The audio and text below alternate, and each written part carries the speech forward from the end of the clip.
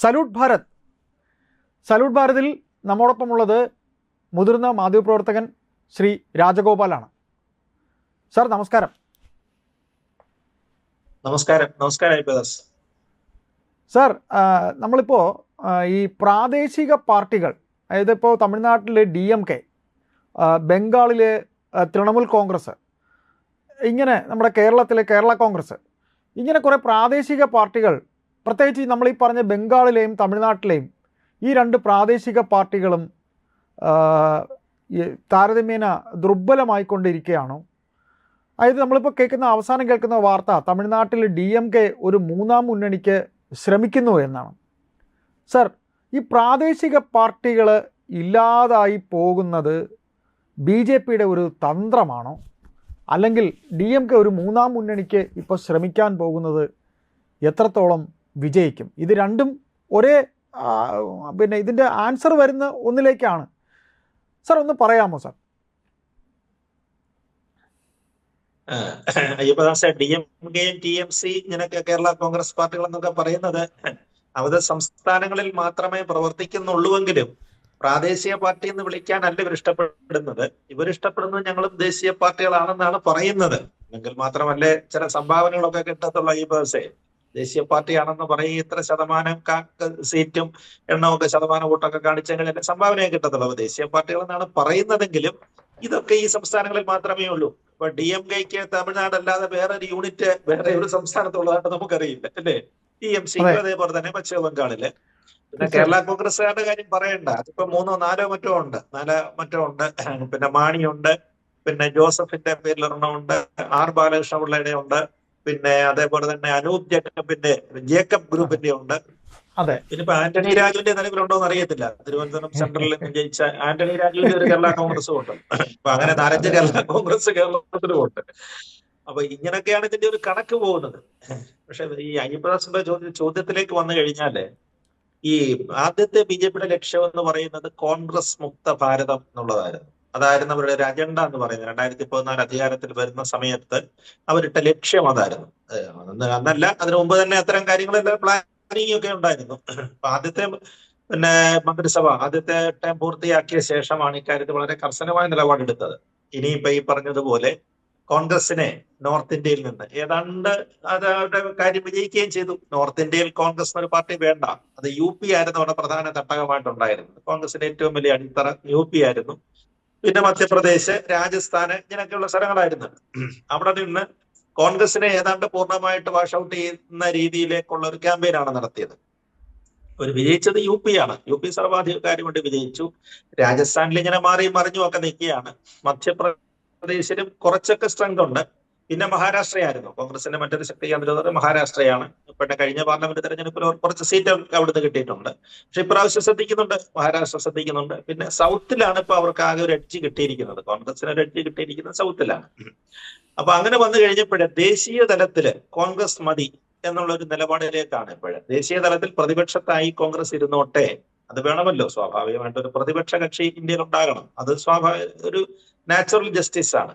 അതിന് BJP എതിർപ്പല്ല.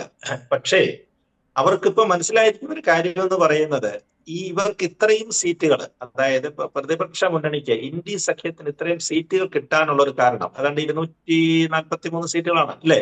43 സീറ്റുകളാണ് അവർക്ക് പാർലമെന്റിൽ കിട്ടിയിരിക്കുന്നത്. അപ്പൊ അത്രയും കിട്ടാനുള്ള ഒരു കാരണം എന്ന് പറയുന്നത് ഈ പ്രാദേശിക തലത്തിലുള്ള കക്ഷികളുടെ സ്വാധീനമാണ്. അവർക്ക് നല്ല സ്വാധീനമുണ്ട്. അപ്പൊ നമ്മൾ മുമ്പേ പറഞ്ഞുകൊണ്ട് DMKക്ക് നല്ല സ്വാധീനമല്ലേ തമിഴ്നാട്ടിലുണ്ടായിരുന്നു, ഇപ്പോഴും ഉണ്ട്. ഇപ്പോഴും അവർക്കുണ്ട്, TMCക്ക് ഉണ്ട്. അതേപോലെ തന്നെ ആണല്ലേ ജാർഖണ്ഡ് മുക്തി മോർച്ച, ജാർഖണ്ഡിൽ അവർക്ക് സ്വാധീനമുണ്ട്. അത് കേരളത്തിൽ അങ്ങനെയാണെങ്കിലാണ് ഇതേപോലെ തന്നെയാണ്. എല്ലാ മുന്നണികളെ, കോൺഗ്രസ് അടക്കമുള്ള മുന്നണികൾ ചേരുമ്പോഴാണ് അവർ UDF ഒരു വലിയ ശക്തിയാകുന്നത്. അപ്പൊ അങ്ങനെ വരുന്ന സമയത്ത് ഇവിടങ്ങളിലൊക്കെയുള്ള ഇവിടങ്ങളെ നിയന്ത്രിക്കുക, ഈ പ്രാദേശിക കക്ഷികളെ ഇല്ലാതാക്കുക എന്ന് പറഞ്ഞു കഴിഞ്ഞാൽ അവരെ മനഃപൂർവ്വം അങ്ങനെ വാഷ് ഔട്ട് ചെയ്ത് കളയാനല്ല ഉദ്ദേശിക്കുന്നത്. അവരെ പരിധിയിൽ കൊണ്ടുവരാൻ പറ്റുന്നവരെ വഴിയിൽ കൊണ്ടുവരിക, ഘടകകക്ഷിയാക്കുന്നതിനുള്ള ശ്രമിക്കുക. അല്ലാതെ വരുന്നവരെ ഒരു പക്ഷെങ്കിലും MLA-മാരെയോ MP-മാരെയോ ഒക്കെ സ്വാധീനിക്കാൻ കഴിയുമെങ്കിൽ, ഇപ്പൊ അങ്ങനെയാണല്ലോ. ഇപ്പൊ ജനാധിപത്യത്തിൽ അങ്ങനെയൊക്കെയാണ്. അതിനകത്തൊന്നും നമുക്ക് തെറ്റു പറയാനും ഒക്കത്തില്ല. കാരണം എന്ന് പറഞ്ഞാൽ കിട്ടുന്ന ആളുകൾ, ജനാധിപത്യത്തിന്റെ എന്ന് പറഞ്ഞാൽ അവസരം മുതലാക്കി എടുക്കുക, അത് തന്നെയാണ് ഉദ്ദേശിക്കുന്നത്. ഇപ്പൊ അയ്യപ്പദാസ് ആദ്യം സൂചിപ്പിച്ചത് തന്നെയാണ്. തമിഴ്നാടിന്റെ സ്ഥിതി ഇപ്പൊ അതാണ്. സ്റ്റാലിൻ ഏതാണ്ട് പറഞ്ഞില്ലേ, അക്ഷരാർത്ഥത്തിൽ പറയുകയാണെങ്കിൽ വഴിയാധാരമായി എന്ന് തന്നെ പറയാം. DMKയുടെ അവസ്ഥ അതെ അതാണ്. തീർച്ചയായിട്ടും എങ്ങനെ ഒരു തിരിച്ചുവരവ് എന്നൊക്കെയുള്ള വലിയ ബുദ്ധിമുട്ടാണ്. അതെ കാരണം ഒരിക്കൽ അതെ തമിഴ് പൊളിറ്റിക്സിന്റെ പ്രത്യേകത അതാണ്. സ്വാധീനമുള്ള ഒരാൾ വന്നു കഴിഞ്ഞാൽ പിന്നെ അടുത്ത് 5 വർഷം കാത്തിരിക്കണം. ഉം. ഇനി അങ്ങനെ ഒരു മുന്നേറ്റത്തിന് 5 വർഷം കാത്തിരിക്കണം. അദ്ദേഹത്തിന് ഒരുപാട് ആരോഗ്യ പ്രശ്നങ്ങളുണ്ട്. അദ്ദേഹത്തിന്റെ മകനെ കൊണ്ട് ഈ പറഞ്ഞതുപോലെ അത്തരത്തിലുള്ള ഒരു വലിയ പോപ്പുലാരിറ്റി മകന് കിട്ടിയിട്ടില്ല. പിന്നെ എന്ത് ചെയ്യും? അപ്പൊ DMKക്ക് അതൊരു വാക്വം ഫീൽ ചെയ്യുകയാണ്. ഒരു അതെ ഒരു ശൂന്യത അതിനകത്ത് വരികയാണ്. അപ്പൊ 5 തീർച്ചയായിട്ടും വർഷം കാത്തിരുന്ന ശേഷം വിജയി അട്ടിമറിക്കാമെന്ന് വിചാരിച്ചാൽ എളുപ്പമല്ല. അതല്ല അതെ വിജയുടെ ഭരണത്തിന്റെ കണ്ടില്ലേ, ഓരോ സൂചനകളും വരുന്നത് കണ്ടില്ലേ. വളരെ അതെ പോസിറ്റീവായിട്ടുള്ള ഒരു രാഷ്ട്രീയമാണ് വിജയ് തമിഴ്നാട്ടിൽ മുന്നോട്ട് വയ്ക്കുന്നത്. വളരെ അതെ ജനകീയമായൊരു പിന്നെ അതെ സർക്കാരാകാനാണ് അവർ ശ്രമിക്കുകയും ചെയ്യുന്നത്. അതെ അപ്പൊ ആ അതെ സമയത്താണ് സ്റ്റാലിൻ ഈ പറയുന്ന ഒരു ആലോചനയിലേക്ക് വന്നത്. ഒരു തേർഡ് ഉം. ഫോഴ്സ് ഉണ്ടാക്കിയാൽ എന്താ എന്നുള്ളത്. അതായത് കോൺഗ്രസിനും BJPക്കും ബദലായിട്ടൊരു തേർഡ് ഫോഴ്സ്. കോൺഗ്രസിനോട് വിരോധം വരാനുള്ള കാരണം അറിയാമല്ലോ. അവർ ഇത്രയും നാൾ അതെ കൂടെ നിന്നിട്ട് വിജയ് മന്ത്രിസഭ ഉണ്ടാകുന്ന സമയത്ത് ഒരു മാസം മുമ്പ് ചാടിപ്പോയിട്ട് അതെ വിജയോട് കൂടെ ചേർന്ന് മന്ത്രിസഭ ഉണ്ടാക്കി എന്നുള്ളതാണ് അതെ സ്റ്റാലിന്റെ വിരോധം. ഇനി മേലില് അതെ അവരെ പഠിക്കാത്ത കയറ്റത്തില്ല എന്നുള്ള പ്രതിജ്ഞയിലുമാണ് അദ്ദേഹം നിൽക്കുന്നത്. അപ്പൊ അതെ അങ്ങനെ അതെ വരുമ്പോഴാണ് തേർഡ് ഫോഴ്സിന്റെ കാര്യം ഉദ്ദേശിക്കുന്നത്. അതെ സാർ അത് ദേശീയ അങ്ങനെ തലത്തിൽ വരികയാണെങ്കിൽ ദേശീയ സ്റ്റാലിന്റെ തലത്തിൽ കൂടെ ആരൊക്കെ കൂടും?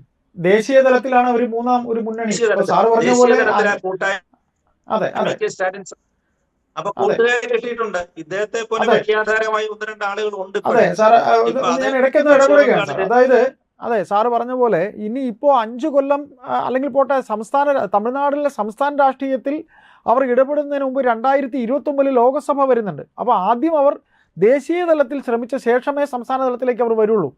സാർ പറയാം. തീർച്ചയായിട്ടും അതാണ് ഇപ്പൊ തമിഴ് കേന്ദ്രീകരിച്ച് അവർക്ക് അവിടെ മാത്രമേ ഉള്ളല്ലോ. അപ്പൊ അവിടെ സ്ട്രെങ്തൻ ചെയ്യണം. അവർക്കിപ്പോ 22 MLA-മാരുണ്ട്. ലോക്സഭയിൽ 22 MLA-മാരുണ്ട്. അതിനകത്തുള്ള ആളുകളെ നിലനിർത്തണം, അല്ലേ? അതെ അതെ അതേപോലത്തെ ആളെ നിലനിർത്താൻ വേണ്ടിയിട്ട് വരികയാണെങ്കിൽ എന്ത് ചെയ്യാൻ പറ്റും? അപ്പൊ അതിനൊരു മൂന്നാം മുന്നണി സഖ്യം ഉണ്ടാക്കിയെങ്കിലേ വിജയി അവിടെ നേരിടാനൊക്കത്തുള്ളൂ. ലോക്സഭാ സീറ്റ് അതെ ജയിക്കണമെങ്കിൽ അതിന്റെ അതെ ആവശ്യമുണ്ട്. അതാണ് ഞാൻ അതെ പറഞ്ഞത്. ബംഗാളിൽ മറ്റൊരാൾ വഴിയാധാരമായിട്ടുണ്ട്. അവരിപ്പോ ഓടി ചെന്ന് സോണിയാഗാന്ധിയെ കെട്ടിപ്പിടിക്കുകയൊക്കെ ചെയ്തിട്ടുണ്ട്.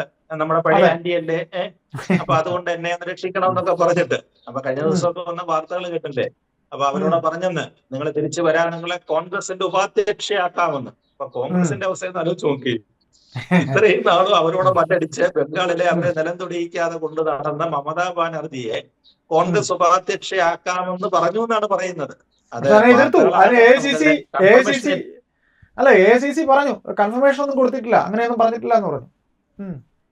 കൺഫർമേഷൻ കൊടുത്തിട്ടില്ല. പക്ഷെ ഉം. ചർച്ച നടന്നിട്ടുണ്ട്. ഉം. സോണിയാഗാന്ധിയെ പ്രിയങ്ക ഗാന്ധിയെ ഒക്കെ അവർ ഡൽഹിയിൽ കണ്ടിട്ടുണ്ട്, അല്ലെ? ഇവർ തമ്മിൽ ഉം. വളരെ സൗഹാർദ്ദപരമായിട്ട് കെട്ടിപ്പിടിക്കുന്ന ചിത്രമൊക്കെ നമ്മൾ കണ്ടല്ലോ. അതെ ഒരുപക്ഷെ കോൺഗ്രസ് ഓഫർ വെച്ച് കാണും. ഇപ്പൊ പറയുന്നത് മമതയുടെ ഒരു ഓഫർ എന്ന് പറയുന്നത്, അവർ വെച്ചിരിക്കുന്ന ഒരു കണ്ടീഷൻ എന്ന് പറയുന്നത്, അവരെ ഉം. രാജ്യസഭയിലെ നേതാവാക്കി എടുക്കണം. ഉം. അതായത് ഉം. ഈ മുന്നണിയിൽ ചേരാം, കോൺഗ്രസിൽ ഉം. ചേരാം അവര്. അപ്പൊ ഉം. അതിനോടൊപ്പം തന്നെ അവര് വൈസ് പ്രസിഡന്റ് ഉപാധ്യക്ഷ സ്ഥാനമൊന്നും അല്ല ആവശ്യപ്പെടുന്നതെന്നാണ് പറയുന്നത്. രാജ്യസഭയിലെ നേതാവാക്കണം. ഉം. ഉം. അതാണ് അവരുടെ ഒരു ആവശ്യം എന്ന് പറയുന്നത്.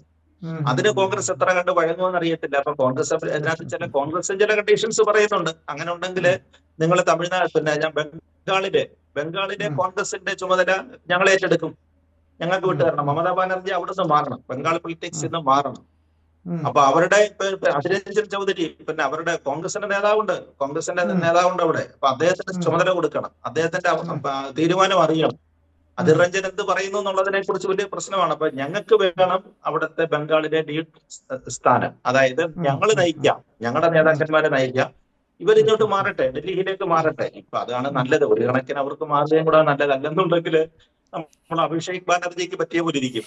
അവരുടെ ബന്ധു മറ്റേ ചാടിയ ആളിനെ കിട്ടിയ പോലെ പുള്ളി റോഡിലിട്ട് അടിക്കുകയായിരുന്നല്ലോ. റോഡിലിട്ട് അടി, അക്ഷരാർത്ഥത്തിൽ അടിയും ചെയ്യുമ്പോഴേറുമാണ് പുള്ളിക്ക് കിട്ടിയത്, അല്ലേ? പിന്നെ തീർച്ചയായും ഉടുപ്പം നമ്മുടെ കേരള പൊളിറ്റിക്സ് പോലെയല്ല പാൻസ് ഇട്ടത് കൊണ്ടാണ് എല്ലാവരും കേരളത്തിലെ പോലെ മുണ്ട് ഉരിഞ്ഞുകൊണ്ട് പോയിന്. ആ ഒരു അവസ്ഥയിലായിരുന്നു അദ്ദേഹത്തെ. റോഡ് നീളെ തൃണമൂലിന്റെ ഗുണ്ടകളാണെന്നാണ് പറയുന്നത്, സ്വന്തം അതെ പാർട്ടിയിലെ അതെ ഗുണ്ടകളാണെന്നാണ് പറയുന്നത്. അതെ മമതാ ഉം. മമതാ ബാനർജിയുടെ അവസ്ഥ ഇതേപോലൊക്കെ തന്നെയാണ്. ബംഗാളിൽ ചെന്നിറങ്ങി കഴിഞ്ഞാൽ തൃണമൂലുകാർ എന്ത് ചെയ്യുമെന്ന് പറയാനൊക്കത്തില്ല, അല്ലേ? ഒരു അതെ വല്ല പാഞ്ചാലി വസ്ത്രാക്ഷേപം ചെയ്യുമെന്ന് പോലും പറയാനൊക്കത്തില്ല. ആ ഒരു അവസ്ഥയിലാണ്, വളരെ ബുദ്ധിമുട്ടിലാണ് അവർ ബംഗാളിൽ നിൽക്കുന്നത്. അപ്പൊ അതുകൊണ്ടാണ് അവർക്ക് ഡൽഹി കേന്ദ്രീകരിച്ച് പ്രവർത്തിക്കാനുള്ള താല്പര്യം. അപ്പൊ അങ്ങനെ വരുമ്പോ ഒരു നേതാവാണ് കാര്യം. ഇത് മറ്റു തരത്തിലുള്ളവർക്ക് രാഷ്ട്രീയപരമായ പരാജയം സംഭവിച്ചെങ്കിലും ഒരു തീപ്പൊരി നേതാവ് തന്നെയാണ്. ഇപ്പോഴും സംസാരിക്കാനും ആളെ കൂട്ടാനും കഴിയുന്ന നേതാവ് തന്നെയാണ്. അപ്പൊ സ്റ്റാലിൻ ലക്ഷ്യമിടുന്നത് തന്നെയാണ് TMC മമതയെ കൂടെ കൂട്ടുക. കാരണം കോൺഗ്രസ് ഈ കണ്ടീഷൻസ് വെച്ചിട്ട് അവരെ ഏറ്റെടുക്കുമെന്ന് തോന്നുന്നില്ല. അങ്ങനെ വരികയാണെങ്കിൽ അവരെ കൂടെ കൂട്ടാം എന്നൊരു ലക്ഷ്യം ഉണ്ടാകുന്നുണ്ട്. അതേപോലെ തന്നെയാണ് സംസ്ഥാനങ്ങളിൽ നിന്ന് ഇനി ആളുകൾ ചാടും. ഇനി കെജ്രിവാളിനെ കൂടെ കൂട്ടാനും സാധ്യതയുണ്ട്. ഉറപ്പായിട്ടും കേജ്രിവാൾ വരും. കേജ്രിവാൾ വന്നിരിക്കും. അതായത് സ്റ്റാലിനും മമതയും വിളിക്കുകയാണെങ്കിൽ കേജ്രിവാൾ ചെന്നിരിക്കും. അദ്ദേഹം ഈ പറഞ്ഞതുപോലെയാണ്, ആരെ പിടിച്ചാൽ ഊരെ പിടിക്കാമെന്നുള്ളൊരു സ്ഥിതിയിലേക്കാണ്. നമ്മൾ പഴയൊരു പഴഞ്ചൊല്ല് കേട്ടിട്ടില്ലേ, ഒരു ഗതിയില്ലാതെ നിൽക്കുമ്പോൾ ആരെയും പിടിച്ചാൽ മതി. പിടിച്ചു കഴിഞ്ഞാൽ എങ്ങനെയെങ്കിലും പിടിച്ച് നിൽക്കി ശ്വാസം വിടാനുള്ള ഒരു ശ്രമത്തിലാണ് പുള്ളി നടത്തിക്കൊണ്ടിരിക്കുന്നത്. പുള്ളി ഇപ്പൊ ആർക്കും വേണ്ട. ആകെ കൂടെ പഞ്ചാബുമാണ്. പഞ്ചാബിൽ തെരഞ്ഞെടുപ്പ് വരാൻ പോവുകയാണ്. പഞ്ചാബിൽ തെരഞ്ഞെടുപ്പ് വരാൻ പോകുന്നത് കൊണ്ട് പുള്ളിക്ക് വലിയ നിർണായകമാണ്. പഞ്ചാബ് തെരഞ്ഞെടുപ്പ് വലിയ നിർണായകമാണ്. അവർക്ക് ഇനി ആകെ കൂടെ പിടിച്ചു നിൽക്കുന്ന ഒരു കച്ചിത്തുരുമ്പ് അത് മാത്രമേ ഉള്ളൂ. അവിടെ പോലും പ്രശ്നങ്ങളായിരിക്കുകയാണ്. അവിടുത്തെ അദ്ദേഹത്തിന്റെ തൊഴിൽ മന്ത്രി അടക്കമുള്ളവർ EDയുടെ പിടിയിൽ വീണ് കഴിഞ്ഞു. BJP അവിടെ ഓപ്പറേഷൻ തുടങ്ങിക്കഴിഞ്ഞു. രാഘവ് ചദ്ദയൊക്കെ ഉപയോഗിച്ചിട്ട് അദ്ദേഹത്തിന്റെ തന്നെ പാർട്ടിക്കാരനെ ഉപയോഗിച്ച് ഓപ്പറേഷൻ അവിടെ തുടങ്ങിക്കഴിഞ്ഞു.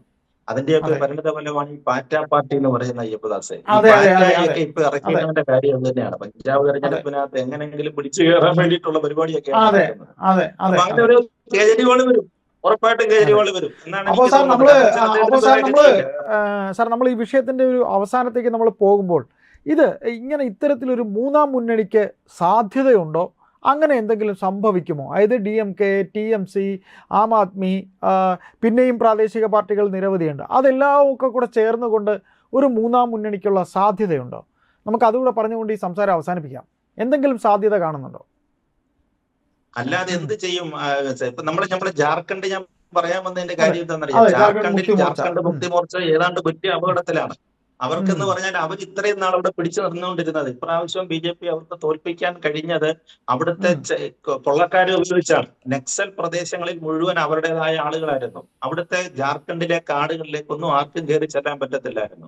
നമ്മുടെ ക്രിസ്ത്യൻ മിഷണറിമാരുടെ ഓപ്പറേഷൻസ് ഒക്കെ അവിടെ കാര്യമായിട്ട് ഉണ്ടായിരുന്നു. അവിടെ അവരുടെയൊക്കെ കാര്യങ്ങളും ഒക്കെ ഉണ്ടായിരുന്നു. നമ്മൾ ഓർക്കുന്നില്ലേ അവിടുത്തെ കന്യാസ്ത്രീകളെ അറസ്റ്റ് ചെയ്തുകൊണ്ട് ബന്ധപ്പെട്ടത്?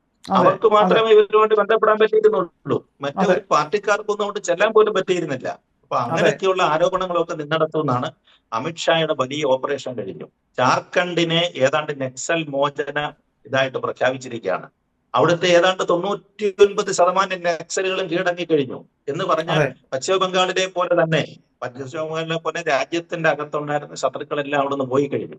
അപ്പൊ JMM അറിയും. അപ്പൊ അങ്ങനെയൊക്കെ വരുന്ന സമയത്ത് ഒരു വലിയ കൂട്ടായ്മ അവർക്ക് ഉണ്ടാക്കാൻ പറ്റും. ഇപ്പൊ നമ്മൾ പറഞ്ഞ 4 നേതാക്കന്മാര്, സ്റ്റാലിൻ ആണെങ്കിലും ശരി, മമതയാണെങ്കിലും ശരി, കേജ്രിവാൾ ആണെങ്കിലും ശരി, പശ്ചിമ ബംഗാളിൽ നിന്ന് ഷിബു സോറൻ ആണെങ്കിലും ശരി, അപ്പൊ അങ്ങനെ അവർക്കൊരു വലിയ തലയെടുപ്പുള്ള നേതാക്കന്മാരുമാണ് അവരെല്ലാം. അല്ല സാർ, ബംഗാളിലെ ഷിബു സോറൻ വരത്തില്ലല്ലോ സാർ. സാർ, ഷിബു സോറൻ ബംഗാളിൽ എങ്ങനെയാ വരുന്നത്? ബംഗാളിൽ ഷിബു സോറൻ വരുന്നില്ലല്ലോ സാറ് പറഞ്ഞതിൽ. ഷിബു സോറന്റെ ജാർഖണ്ഡിൽ നിന്ന് ജാർഖണ്ഡിൽ നിന്നൊക്കെ ഏത് സമയത്തും മാറ്റങ്ങൾ സംഭവിക്കാം അയ്യപ്പദാസെ. ജാർഖണ്ഡിലെ തെരഞ്ഞെടുപ്പ് ഞാൻ പറഞ്ഞില്ലേ, ഈ നക്സൽ ബാധിത നിന്ന് ഒഴിവാക്കി കഴിഞ്ഞാൽ ജനായത്ത രീതിയിലാണ് തെരഞ്ഞെടുപ്പ് നടക്കുന്നതെങ്കിൽ BJPക്ക് ചെറിയ ഡിഫറൻസേ ഉള്ളൂ. അവിടെ 81 സീറ്റിൽ അവർക്ക് 24 സീറ്റാണ്. മറ്റവർക്ക് ഗഠബന്ധന്റെ ഇതിന്റെ പേരിൽ 54 സീറ്റ് കിട്ടിയിട്ടുണ്ടെന്നുള്ളതേ ഉള്ളൂ. പക്ഷെ ഇതൊക്കെ ബംഗാള് പോലെ തകിടം മറിയാം ഏത് നിമിഷവും. സാർ, നമുക്കപ്പോൾ ഒരു ചോദ്യം ഇവിടെ ഉണ്ടാകുന്നത്, അങ്ങനെയെങ്കിൽ ഇന്ത്യ മുന്നണി തകരുകയല്ലേ? അപ്പോൾ കോൺഗ്രസ് മാത്രമായി പോകുമല്ലോ. കോൺഗ്രസും ചിലപ്പോൾ CPM-ഉം മാത്രമായി തീർന്നുകൊണ്ട് ഈ പറയുന്ന ഇന്ത്യ മുന്നണി തകരുമോ? കാര്യം ഇപ്പോൾ വിജയ് മാത്രമേ കോൺഗ്രസിനൊപ്പം ഉള്ളൊരു പ്രാദേശിക പാർട്ടി തമിഴ്നാട്ടിൽ നിന്നുള്ളൂ. വേറെ കോൺഗ്രസിനൊപ്പം ഉള്ളത് നമ്മുടെ കേരള കോൺഗ്രസ് ഉണ്ട്, ഇവിടുത്തെ കുറച്ച് ഈർക്കൽ പാർട്ടികൾ മാത്രമുണ്ട് കോൺഗ്രസിനൊപ്പം. അല്ലാതെ വേറെ ആരുണ്ട്? അപ്പോൾ ഈ INDA മുന്നണിയും തകരുകയാണോ? അതെ, IND എന്നുള്ളത് തീരുകയാണ് അയ്യപ്പദാസ. കാരണം അതിനകത്തില് നമ്മുടെ 4-5 കേരള കോൺഗ്രസുകൾ കാണും. 4 കേരള കോൺഗ്രസുകൾ കാണും, RSP കാണും, ഇന്ത്യൻ യൂണിയൻ മുസ്ലിം ലീഗ്. പക്ഷെ അവരുടെയും കാര്യം പറയാൻ ഇന്ത്യൻ യൂണിയൻ മുസ്ലിം ലീഗ് ആണ്. പക്ഷെ CPIയുടെയും കാര്യം പറയാനൊക്കത്തില്ല അയ്യപ്പദാസ്. അവരിനകത്ത് ചേരുവോ നമുക്ക് പറയാനൊക്കത്തില്ല. കാരണം അവര് കോൺഗ്രസ് മുന്നണിക്കകത്ത് നിൽക്കുമോ? ഇപ്പൊ ഈ പറയുന്ന ഒരു തേർഡ് ഫോഴ്സ് വന്നു കഴിഞ്ഞാൽ ചിലപ്പോ അവര് മാറും. ഇപ്പൊ തന്നെ അവര് തമിഴ്നാട്ടിൽ മാത്രമേ കൊടുക്കുന്നുണ്ട്. മാറാൻ സാധ്യതയുണ്ട്. മാറാം. കാരണം സ്റ്റാലിൻ ഇവിടെ നിൽക്കുന്ന അവിടത്തേക്ക് തീർച്ചയായിട്ടും CPM-ന് താല്പര്യം, കമ്മ്യൂണിസ്റ്റ് പാർട്ടികൾക്ക് സ്റ്റാലിനോട് താല്പര്യമുണ്ട്. പിന്നെ അതിനകത്ത് അവർക്ക് തലവേദന എന്ന് പറയുന്നത് മമതയാണ്. മമത ഇപ്പൊ കിരീടമില്ലാത്ത രാജാവായതുകൊണ്ട് മമതയും കളയാം.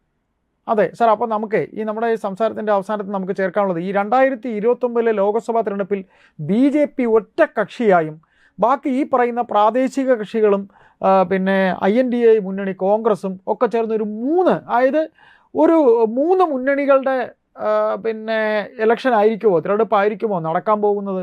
അങ്ങനെയെങ്കിൽ നല്ല കനത്ത ഒരു മത്സരം BJPക്ക് ഒരു ഈസി വാക്ക് ഓവർ ഉണ്ടാവാൻ സാധ്യത ഉണ്ടാകുമോ 2029 ലോക്സഭയിൽ?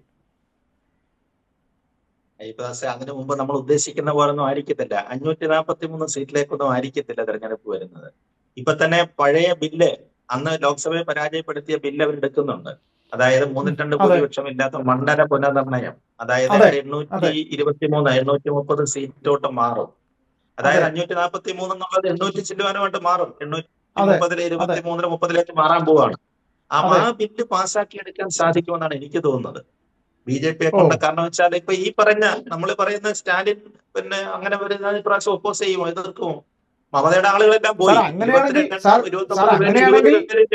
പറയുന്നത് സാർ, അങ്ങനെയാണെങ്കിൽ മണ്ഡലങ്ങളുടെ എണ്ണം കൂടും, MP-മാരുടെ എണ്ണം കൂടും. അത് പ്രാദേശിക കക്ഷികൾക്ക് നേട്ടമാവും, BJPക്ക് നേട്ടമാവും. വടക്കേ ഇന്ത്യയിൽ തന്നെ അവർക്ക് ഭൂരിപക്ഷമാവും. വടക്കേ ഇന്ത്യയിൽ തന്നെ എല്ലാ സംസ്ഥാനങ്ങളും വേണ്ട അയ്യപ്പദാസേ. വടക്കേ ഇന്ത്യയിൽ ഇപ്പൊ UP യിലൊക്കെ സീറ്റ് ഡബിൾ ചെയ്യും. ഇപ്പൊ 80 എന്നുള്ളത് 150 160 ഉയരുമെന്നാണ് പറയുന്നത്. അപ്പൊ UP, രാജസ്ഥാന്, മധ്യപ്രദേശ്, പിന്നെ ഗുജറാത്ത്, ഇതൊക്കെ മതി. മഹാരാഷ്ട്ര, 4-5 സ്റ്റേറ്റ് കൊണ്ട് തന്നെ അവർക്ക് പഞ്ചാബും ഭൂരിപക്ഷത്തിലേക്ക് പഞ്ചാബും പിടിക്കുമല്ലോ സാർ. പഞ്ചാബ് പിടിക്കും, ഡൽഹി പിടിക്കും, ഡൽഹി പിടിക്കും. തീർച്ചയായിട്ടും. അല്ല, അപ്പൊ അതാണ് ഞാൻ പറഞ്ഞത്. അപ്പൊ അതുകൊണ്ട് ഞാൻ പറഞ്ഞത് കോൺഗ്രസിനെ സംബന്ധിച്ചിടത്തോളം ഒരു ബുദ്ധിമുട്ടുമില്ല. കാരണം ഇപ്പൊ ഇവരുടെ ഈ അനൈക്യം, ഇന്ത്യ മുന്നണി തകരുന്നത് BJPക്ക് ഉണ്ടാകുന്ന ആദ്യത്തെ നേട്ടം എന്ന് പറയുന്നത് ഈ ബില്ല് പാസ്സാക്കിയെടുക്കുക. മണ്ഡല പുനർനിർണയവും വനിതകൾക്കുള്ള 33% സംവരണം എന്നുള്ള സീറ്റും ഇപ്പൊ പാസ്സാക്കി എടുക്കാൻ പറ്റും. എനിക്ക് തോന്നുന്നത് ഒരു വർഷം തന്നെ വേണ്ടി വരുമെന്ന് തോന്നുന്നില്ല. ഇവരുടെ ഈ അനൈക്യം മൂലം ഇത് തകർന്നത് പോലെ ഈസിയായിട്ട് പാസ്സാക്കി എടുക്കാം. പാസ്സാക്കിയെടുക്കും. പിന്നെ ഒറ്റ രാജ്യം ഒരു തെരഞ്ഞെടുപ്പ്, അതാണ് അടുത്ത ലക്ഷ്യം. അതും സാധിക്കുമെന്നാണ് എനിക്ക് തോന്നുന്നത്. സമയക്കുറവ് മൂലം ഞാൻ ഇടപെടുകയാണ്. ഏതായാലും നമുക്ക് ഇതിന്റെ ഡെവലപ്മെന്റ്സ് ഉണ്ടാകും. തീർച്ചയായിട്ടും ഇതിങ്ങനെ എന്താകും? കാര്യം ദേശീയ രാഷ്ട്രീയം ഇനി ശ്രദ്ധ കേന്ദ്രീകരിക്കേണ്ട സമയമാകുന്നു. കാര്യം 2029 കേവലം 2 വർഷം മാത്രമേ ബാക്കിയുള്ളൂ. നമുക്ക് ഇതിന്റെ ഡെവലപ്മെന്റ്സ് അനുസരിച്ച് തുടർന്നും ഇരിക്കാവുന്നതാണ്. നന്ദി. Thank you sir. Thank you.